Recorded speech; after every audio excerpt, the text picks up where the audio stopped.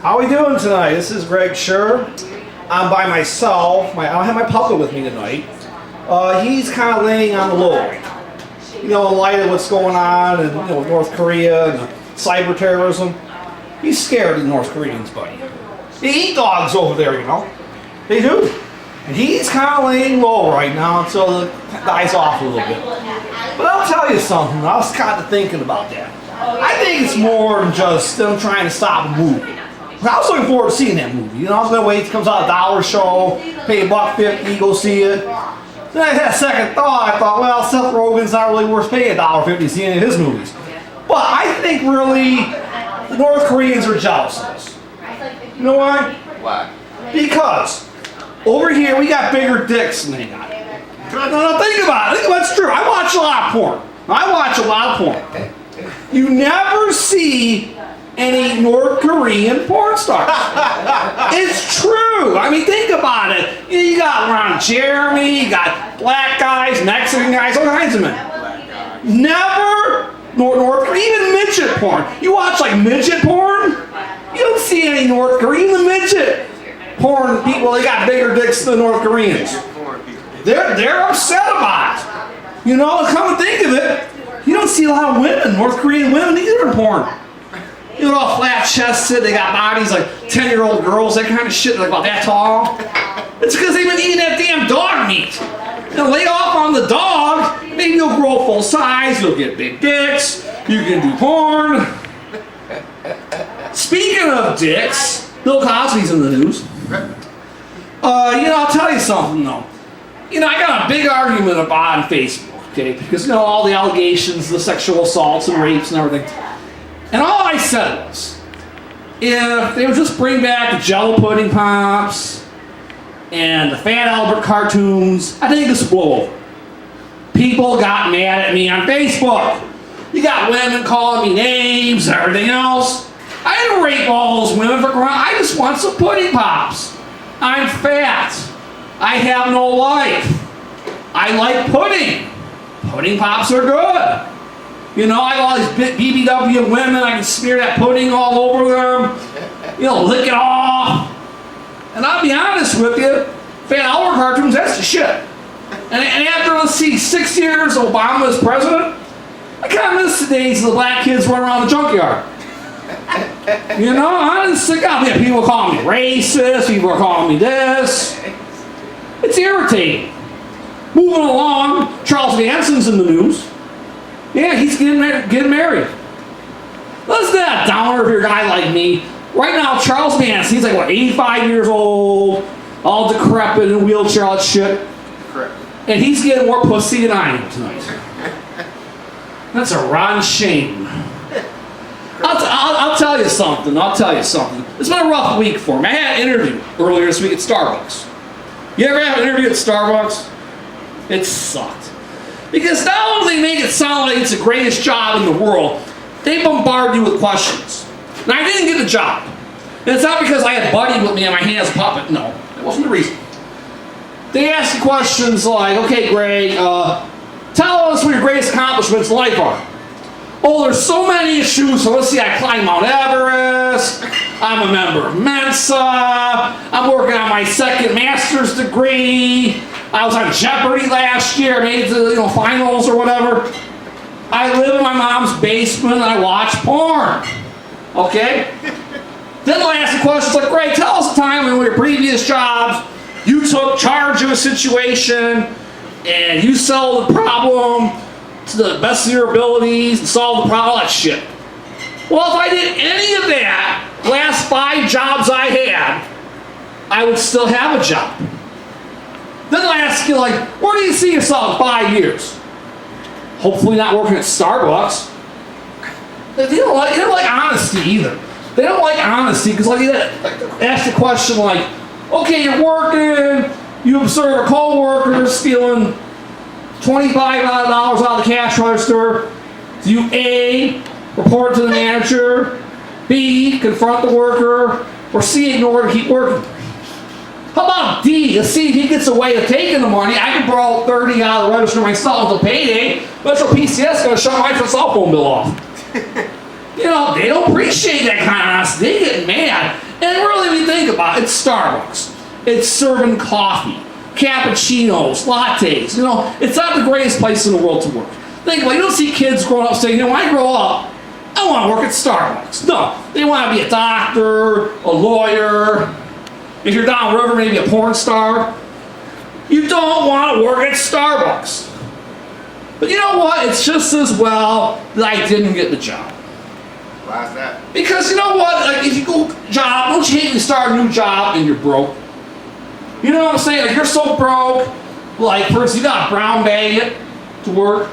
And I don't mean packing a bologna sandwich every day. I mean going there early, in the lunchroom, snoop around, start taking people's lunches and putting it in the bag. You know, it's called ham and cheese. Now Bob don't eat those ham and cheese sandwiches. That son of a bitch weighs 450 pounds. Grab some Diet Coke, some ho-hos, all week long till you get paid. Some ho-hos. Think about it. You know, it works. Unless you get caught and you get fired. Try gassing up your car to go to work. You ever had, like, trying to scrounge up change under your car seat? You got all these, like, quarters and nickels and dimes, like, from last winter, all corroded with salt. You're dumpster diving in a gas station parking lot for pop bottles. Then you go to pay for your $3.72 worth of gas. All it's supposed to get you to work all week long. And then the gas station attendant gets mad at you. He's like, we don't take this kind of money. It's all dirty. Now, wait a minute. The same gas station, they sell loose cigarettes. They got food that's expired to sell off the shelves. They were recently raided by the government for EBT bridge card fraud. And you're going to get mad at me about $3.72 worth of fucking gas? I don't care if some of my change is Canadian. Don't you guys want to take? I need my gas for the week, bitch. Yeah, bitch. Really, it doesn't pay to work sometimes. Honest to God, you ever have a job so bad that you just quit? And I don't mean where you line up another job and you give 3 weeks notice. No. It's like you leave at lunchtime, you don't come back. And you ever notice, like, a shittier job, the more they'll call, you could be working at Kmart or someplace like that, and they'll be calling you up crazy all week long. Finally, you answer that phone, they may ask you, like, Greg, how come you not work today? Because I quit. But hold on, now, don't mail me my check. I will be there on Friday morning at 9 a.m. to get it. I'd be there like at 8:40 waiting to get my check. One time I was there on time, I had the fucking job. I'd be walking in there, people give me that look like, who's that motherfucker walking? I worked here like for a week and a half earlier this month. I want my money, you know, I don't care if it's only maybe $85, it's mine. Grab that check. Go over to the liquor store. We wait for the liquor store to open at 11 a.m. You know, the check in hand, so cash that shit. Get my money for a week. Go to the casino. That's good living, all right? It really is. It's hard. Like, you need money to survive. If you don't have money, you don't have women. Okay, am I right with this? And it's hard to be in relationships if you don't have no money. Okay, I recently broke up with my girlfriend via the internet at breakup.com. You ever heard of that? Yeah, and she listed the reasons why we broke up. Okay, I lie, cheat, steal, bad in bed. Most of that stuff is true, except the part about being bad in bed. Because last time we had sex, that was the best 1 minute and 25 seconds that bitch ever had. So I don't know where she gets off saying that shit. And what surprised me is usually you can tell a relationship's going bad. I thought this was a good relationship because usually you can tell the telltale signs when a relationship is bad. Like, for example, you buy a girl a promise ring and she promises not to see you anymore. Or you go to her house, she has all these books like He's Not Into You, Getting Over Your Breakup, 50 Shades of Grey, and you haven't broken up yet. Or you call her up, you want to hang out there on Saturday night, and she's telling you, no way, Greg, I want to watch a Lifetime movie with Melissa Gilbert in it. I don't want to hang out with you. Those are signs. And it's even worse if you got to date women that got kids that are not yours. Because kids will ruin a relationship for you. Believe me, kids, they can be a pain in the ass. I like kids, they're someone else's kids, but now you're dating a woman that's got kids. Because they'll ruin it for you. Like, I was dating this woman one time, And she had a little kid, Billy, and I thought, his birthday was coming up. He wanted a BB gun. I'm like, well, okay, I'll give Billy a BB gun. I give him a BB gun. My birthday was 3 days later. He gives me a t-shirt with a bullseye in the back of it. That son of a bitch. And you can't reason with kids. You can't talk, you yell at them, they'll say to you, well, you can't talk to me like that. You're not my dad. And I'll say, well, okay, at least I know who my dad is. I was dating this woman one time, it's amazing women that have, say 4 or 5 kids, 4 or 5 different men. All of a sudden they become born-again virgins. They don't want sex no more or anything until they get married again or some shit like that. So we go on a date and she asks me, Greg, what do you want to do on our date? And I'm like, let's build a time machine, go back in time when you used to be a slut. Honest to God, and what drives me nuts for relationships, when your friends, they'll call you up, they brag about how great their relationships are. I got this friend whose woman bought him a car. Brand new car. He's dating this BMW woman. And she got him a brand new car. And I dated a lot of big women my day. No one's ever bought me a car.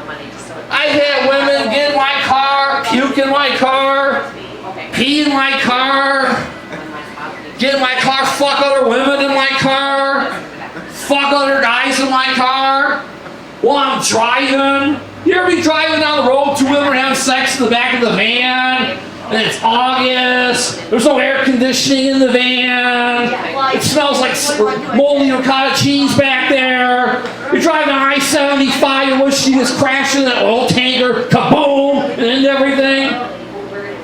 Or they borrow your car, and they crash into a tree, unlike Paul Walker, the common decency to die. I hate that shit women do things like that, one time I was on this date at Red Lobster, and, okay, it didn't work, and it was bad because, you can't believe a bigger woman when she says she's not hungry. Because, let me tell you something, she ate everything on the menu. And I'm thinking, my God, my bridge card's not going to cover all this. I'm sitting about halfway through the meal, I had ordered the shrimp, and I had to excuse myself.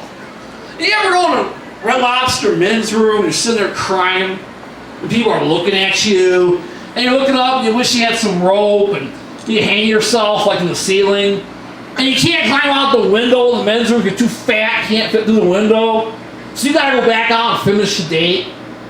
And when I came back, my shrimp was gone. Now, I had told her to watch my plate before I went to the restroom. I get back, I'm looking around. Where's my shrimp? And I asked her, where's my shrimp?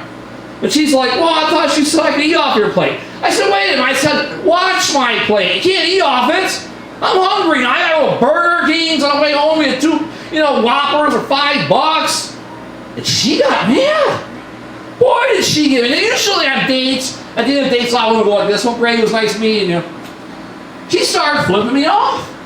She gets in her car in the parking lot, flipping me off with one hand, peeling out her. She's sitting there fist pumping, glory gators, I will survive. The bitch weighed 400 pounds. What is she going to survive? Diabetes? Give me a break. I hate dates like that. And you ever maybe it's just as well date didn't work out. Because you ever go on a date and think it works. Then you find out after the fact that it doesn't. You go out with somebody, it was pretty good. Then you call up and find stuff, for instance, you find out afterwards, they're married, they got a boyfriend, That's my favorite kind of they're a lesbian, they're joining a convent. Stop calling me, you're a psycho, I'm gonna get PPO on your ass. Well, bitch, my ex-wife and last 3 girlfriends all got PPOs. Go ahead, make my day. See, I don't care. I hate dates like that. Honestly, thank God for religion. Because I'm a born-again Christian. And you know why I'm a born-again Christian? Because I got so tired of going to Chinese restaurants and trying to get refills on Coke. Because it doesn't matter how much food you order. You can order $40, $50, $60 worth of food. And you order that Coke, and you look at the first Coke, okay, you think, okay. Then you start going, miss, I need a refill. And it's amazing how she can speak perfectly fluent English.